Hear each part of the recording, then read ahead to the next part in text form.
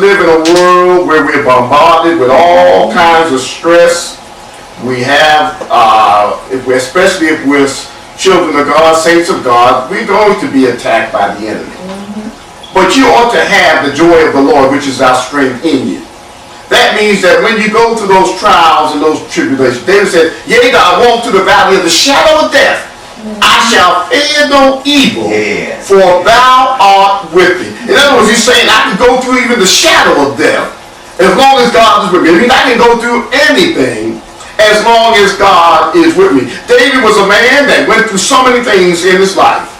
But he wrote these songs that encouraged his heart while he was going through those trials and tribulations. You and I, if you live long enough, you're going to have some trials and you're going to have some tribulation.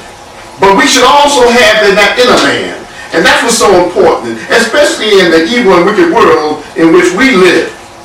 We see all these things every day. You turn on the television and you see all these things going on. We see a young man going berserk and just killing you, sending your children to school, send them to a university for an education, and then you get a notice that they've been killed by some maniac running around. And then you look and you see all these things smashed and grabbed. You know what I mean? We're not even safe anymore, even in our own homes.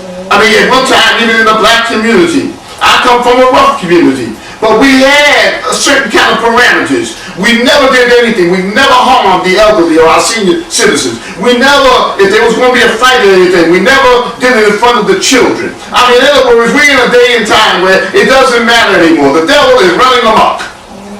But you and I, as Christians, when we put on that whole armor, we can go out boldly into this world.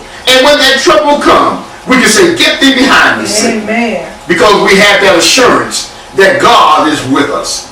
Amen.